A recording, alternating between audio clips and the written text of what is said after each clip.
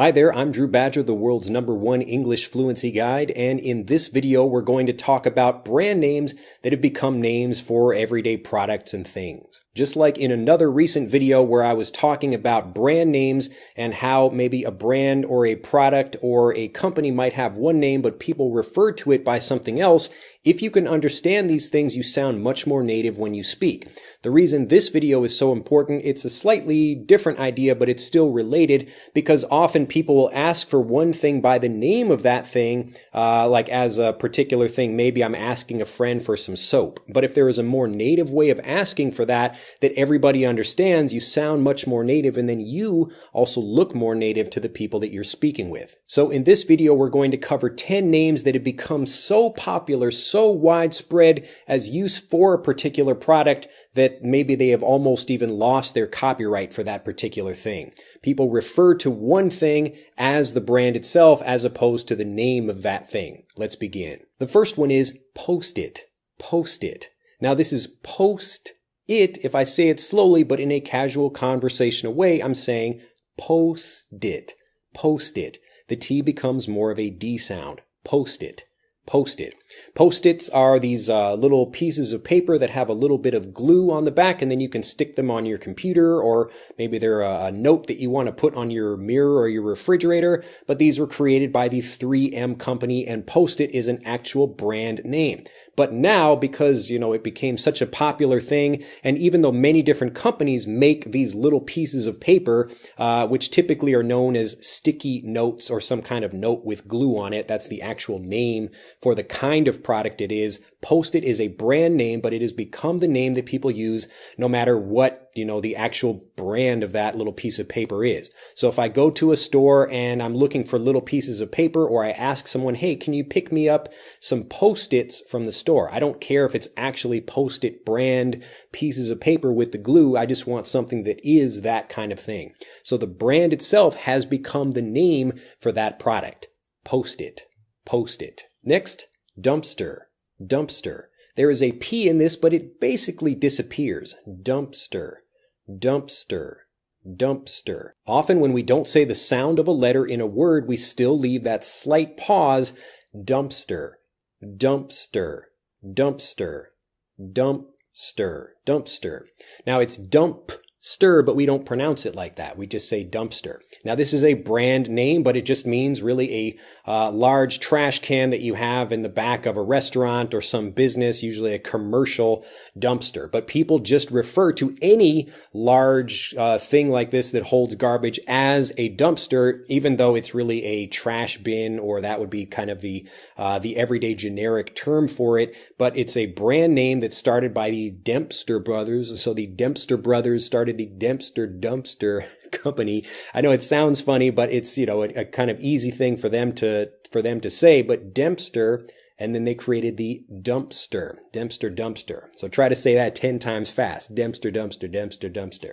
Anyway, again, this is something that if you say, oh, I'm going to take the trash out to the dumpster, it doesn't matter if it's actually a dumpster brand or not, but people understand what you're talking about. Dumpster. Dumpster. Next, taser. Taser. Taser. And these are those little handheld devices that can shock people. You might have seen a video on YouTube go around maybe, I think 2 or 3 years ago about a guy getting shocked, and he said, "Don't tase me, bro. Don't tase me, bro." If you actually type in "don't tase me, bro" right here in YouTube, you can probably find it. Don't do that till the end of this video though, but it's a funny video, a little bit sad and unfortunate at the same time, but it became a very popular thing in just American culture in general. So don't tase me, bro. So tase is the verb of that, but taser is the name of the company. Taser, and this comes from Thomas A. Swift's electric rifle. So it's an acronym. We're taking TASER, Thomas A. Swift's electric rifle, and that comes from a book called Tom Swift's Electric Rifle, or Tom Swift's Electric Rifle. Now, this is also just like an old novel, but people took the A, so Tom Swift didn't have a middle name in the book, but people gave him that middle name anyway, just because it sounds better for the name. Instead of Taser, which is harder to say, we say taser.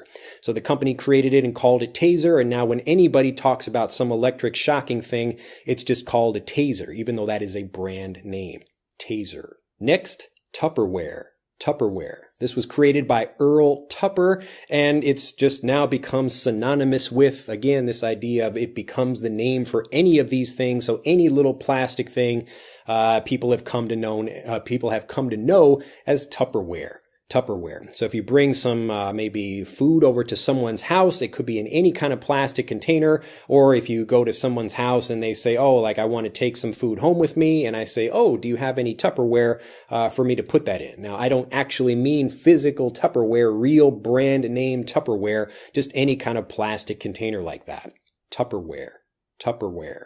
Next, Scotch tape. Scotch tape. Scotch tape now refers to any kind of cellophane tape, even though it's not actually the Scotch brand. Again, we just have this same idea of a company that's made a product that people really like, and it just became known as the product that people use no matter what kind of tape they're actually using. So again, this is for just that clear plastic cellophane tape with the sticky part on it. Maybe you have some in your desk, but when you're asking people, hey, do you have any Scotch tape? We're not asking again for that specific brand. I mean, you might be, but most people are just looking for that regular kind of tape. Scotch tape. Next, the Q-tip. Q-tip. Q-tips are those little wooden sticks or maybe some plastic ones with some cotton balls at each end. And this was originally created by putting actually just a little bit of cotton on the end of a toothpick. Now, these were originally called Baby Gaze by the creator, Baby Gaze. That's maybe kind of a weird name, but if you're using that to clean your ears or clean a baby, or I don't know what you could use it for. But it became Q-tips when he decided to change the name, and Q stands for quality. But Q-tips, even though that's a brand name, it's become a thing that anybody uses when you're talking about some kind of cotton swab. So the name of that product as just a thing by itself without a brand name is a cotton swab. So people often talk about a Q-tip brand cotton swab, but nobody says that. It's too long to say. So I just say, hey, to my friend, oh, my ear is maybe dirty. Can I get a Q-tip? Can I get a Q-tip? Next, chapstick. Chapstick. This is another little stick of thing, a lip balm. So it's chapstick brand lip balm or whatever they call it, but it's just that thing that you put on your lips when you want to keep them moist and dry, especially in the wintertime. But there are many companies that make a lip balm, but chapstick is the only brand that has that actual brand name. But again, everybody has come to call any little cap, any kind of small thing like that you use on your lips, they call that chapstick. So if I ask my friend, hey, do you have any chapstick? I don't actually care if he has the brand name or not. I'm just asking if he has that kind of thing. Chapstick. Next, Xerox. Xerox. Now, this is a popular company for making copies, making copy machines. And when Xerox created the idea of xerography, so copying something the way they do, this became just over time something that people would say, oh, can you make a Xerox of this for me? Or can you Xerox this for me? So instead of saying copy, the actual brand name became known as copying something. So if you're asking people, but you want to sound more native, you're at your office or something, oh, can you Xerox this for me? So people understand, oh, like they're talking about making a copy in general and not the actual brand name. Xerox. Xerox. Next, Kleenex. Kleenex. Now, this is a funny sounding word for non-native speakers, especially if you have not heard it before, but it is a famous brand of facial tissue. Now, people again, they don't say, please give me a Kleenex brand facial tissue. Nobody says that. Nobody says that. So people just say, give me a Kleenex. Give me a Kleenex. But in a casual way, oh, can I get a Kleenex? Can I get a Kleenex? Or do you have any Kleenex? Oh, I need to blow my nose. Or, do you have a Kleenex? A Kleenex. Again, it's one of those brands that because it's become so popular and so widely used that instead of people asking for a facial tissue, which again, it takes longer, people say Kleenex, Kleenex, Kleenex. Finally, we've got Band-Aid, Band-Aid. Listen carefully to how this blends. We've got the D from band and the A from aid, but it blends together. Band-Aid. Band-Aid. Band-Aid is again a brand name, but a lot of people don't even know that it's a brand name. They just assume, okay, like every every kind of adhesive bandage, which is what it is. So it's a Band-Aid brand adhesive bandage. But again, nobody says that. So people say, can I get a Band-Aid? Oh, I have a cut on my hand. Do you have a Band-Aid? I have a cut on my face. Do you have a Band-Aid? Where can I get a Band-Aid? So if you go to a drugstore or a pharmacist and say, hey, do you know where the Band-Aids are, or where can I find the Band-Aids? They know you're talking about adhesive strips or adhesive bandages, but again, nobody says that because Band-Aid has become so popular and it's such a widely used thing that that's what people, especially native speakers, use. Band-Aid.